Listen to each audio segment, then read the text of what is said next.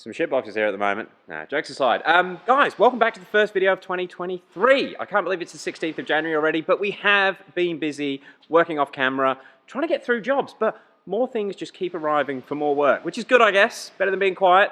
But we want to give you guys a bit of an update on what's happening with Mac's 8-speed Land Cruiser swap. He's actually here today, and we're doing a few things on that, which we'll get to. And also wanted to let you guys know that we have launched 8speed.au, where you can buy all your 8-speed parts that we're going to be supplying. There's only a few items on there at the moment, but if you've got any questions about anything for sale or you're planning an 8-speed swap, there's the place to start looking for the bits. So I've got to tell you what's happening with the Land Cruiser conversions first, because that video went a little bit wild. In fact, I think it's my most popular video in a 3-week period ever. I think it's nearly at 90,000 views. So I know there's going to be a lot of people that want to know what we've done with it. And we have been working on it. We have a gearbox mounted to the engine. In fact, let me show you what we got. So here it is.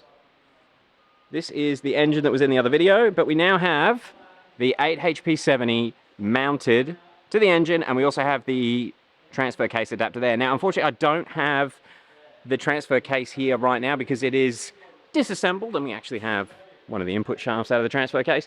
But this is what we've ended up with. In fact, I'll overlay some pictures here, but this was the big chunk of billet that you saw in the last video, which weighed in at a nice 65 kilos.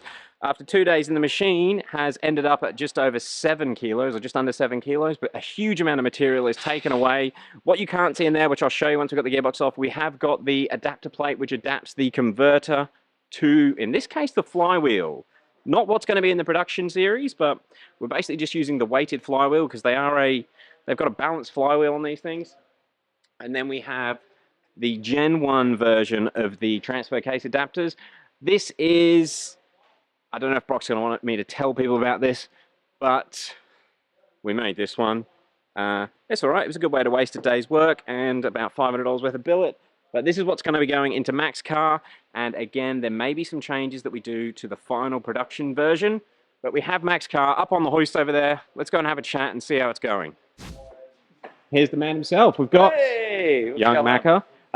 Dude, thank you for bringing the car down. No worries. Now, I know I kind of have to put the auto in. I guess most people are going to know your car anyway, but just in a quick way, can you describe what makes it special? Because it is a special one. The main parts, obviously, it's gloss black. They don't come in black. The second's going to be auto. They don't come in auto. Besides that, it's got the pre-rego 5-inch lift and 37s from Superior. So it's done before the car ever sees the road from brand new. So it's completely legal anyway on the road. What else have we got? So then we've got a shitload of engine work. So it's got all G-turbo upgrade, 340 horsepower at the wheels on 37s, 1,000 numeric torque, which is the part we're hoping might break the gearbox. We're hoping it doesn't. We don't think it will, I guess. The boys have installed confidence. So I'm just going to come in here. This is why we're using Macca. He's pretty hard on his gear, and hopefully you've seen his channel. He uses this thing properly. It's not just a show pony. You want to see the clutch? Actually, I was just looking at the clutch. Well, that's the flywheel. Where's the clutch? Clutch is down here. And how many Ks are on this clutch? This one's probably got like 30 done on it. 30 very hard Ks. Yeah, so we needed someone that's going to put the gearbox through its paces, not be afraid to break something. And that's the one good thing about YouTubers. As you know from my channel, we don't care if we break something. We want to test it, make sure it's content to fix it. So. Exactly. Dude, it does really, really look good. Have you got any concerns about the automatic swap at this point in time? Everything you've told me, the boys have told me, I've researched, is just like, why is this not in every single car ever made? Like, it's ultimate. It's got lower first gear, higher top gear. There's your main awesomeness. They're stronger. You don't have to use your clutch or change your gears. It should be good. It should be good. Let's go over a few things. Actually, I don't need you for this. I'm going to talk to Brock. Yep. And we'll go over a few things we've got to work out whilst it's here this time around. Because I don't think it's going to be finished this week. Sorry, Macca. It's all right. We'll get there. We'll get there. There is Brock. Oh, he's helping Chris. We have Chris from Custom Wheelhouse. What are you doing today, Chris? 6-inch lift on a brand new 1500 Silverado. Be 37-inch tires on 20x10 methods. You do a few of these sort of setups? Yes, yeah, definitely.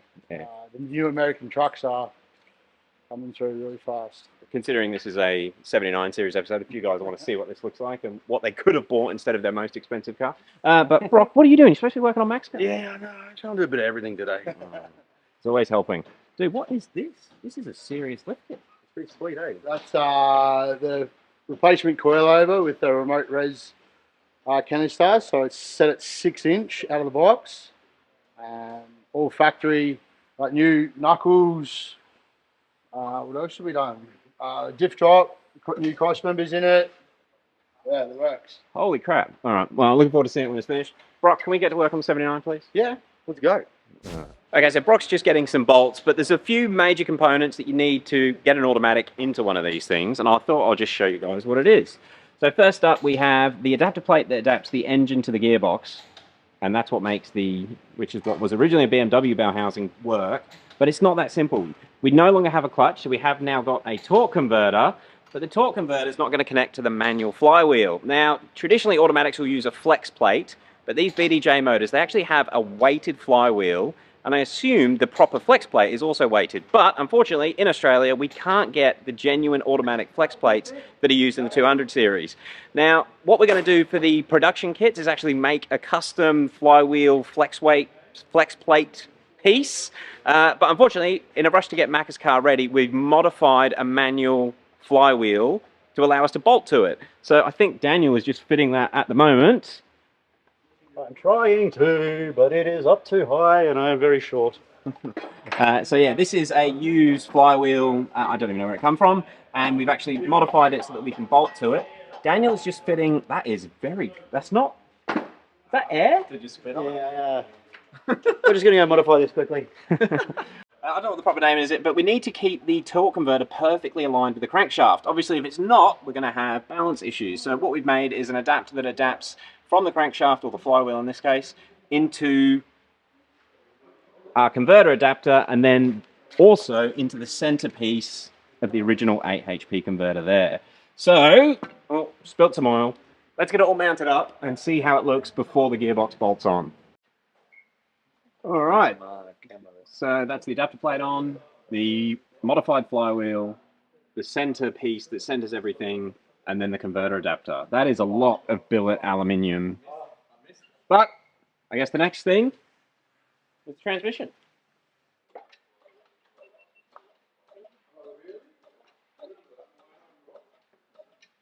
The gearbox dial's in? Yep, sweet.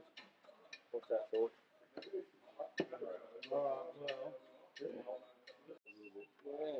Okay, so this is the first time the box is going up in the car. Hopefully you guys can see, but we're using all factory dowels, so everything's got to be right.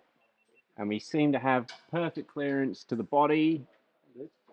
Gonna get it bolted in. So Dan's got a couple of bolts in the bell housing, and he's just making sure converter alignment is all sweet, which is very important with an 8 HP swap. Not just alignment, but spacing. Does it feel all right? Yeah, you just need really small fingers so you can get them in. So if you don't have small fingers, you're going to need to employ someone with small fingers. Very important. Yes, turn please. All right, so we have the transfer case in, and clearance to the body has all been pretty good. And obviously that's the one thing that we couldn't actually check. What's next, Daniel? Drive shafts. Yeah, let's see if the drive shafts still fit. I mean, I'm sure Matt can probably drive without them. It's pretty common in the States to not have drive shafts. So Yeah, it's a SEMA truck, isn't it? yeah, I think even if they don't fit, I don't think it's a huge problem. Nah, Yeah, it should be good. definitely don't need the front one. No. This is Of built to course. go fast now. Drag truck. That's unfortunate. Harder, then. No, that's not good. We'll have to shorten the shaft. That's all right. Get the hacksaw, Ethan. Knock a bit out in the middle. You got a recip saw? Wait, what if we just move the diff back? Are these arms adjustable? Nah, Thank you, Superior. Tops are. Alright, that's. Well, if we want the tops in, it'll fit fit. anyway. Yeah, No, it's not, because... it's going to compress when it goes up. Yeah, I agree. Okay, that's cool. Brock, it's in. It's in. Are you- It's good. So we had a little bit of an issue, but you were expecting it? Yeah, well, the tail shaft is a little bit too long now. That won't be an issue for retail kits, though, because we're going to change a few things from this one to the retail ones, but we'll modify some stuff for Mac and get it running so he can have his car. The front shaft is too short now, but we'll sort that out as well with a spacer. All the clearances on around the transfer, bell housing and gearbox are really good. There's no interference issues here or here. Was there clearance for the shifter for the transfer case? There is, yep, the shifter linkage is up here. There's enough clearance to get, we're gonna have to make a linkage for it. We'll get that forward and we'll make a bracket to mount the factory shifter on the side of the gearbox. So you can use that as you normally would. But yeah, everything's looking real good. Which one will be 20 mil forward, you're saying? Yeah, so just for yours, just to get it done and a bit of a proof of concept, we're 35 mil further back here than we were factory. But we found some room where we can make up some space with the flywheel arrangement and the bell housing adapter and whatnot. So we'll get it about between 20 and 25 mil forward again. We should bring everything within its acceptable range in the slip joints in the shafts. Awesome. And when are you going on your trip? Oh, lucky it got pushed out. So we're going March 1st now. March. But I was thinking September. not September. Yeah, mate. We got heaps of time. We got heaps of time. I'm going home. And but I got to get the truck to Melbourne by like the 24th. Okay. All right. So we've got basically a month. Yeah. All right. I think we're doing pretty good. That's a month more than we thought we were going to have. Yeah. But we should be good. All right, guys. There will be a follow-up video on this in the next couple of days as well. Just a little bit more technical about the transmission and how we're going to link it in with the turd ECU. I'm going to end it off there because I think that's long enough. Thank you again, Mako. No worries. I'm freaking keen, eh? I'm so excited about this. Should be good. All right. We'll see you guys in the next one.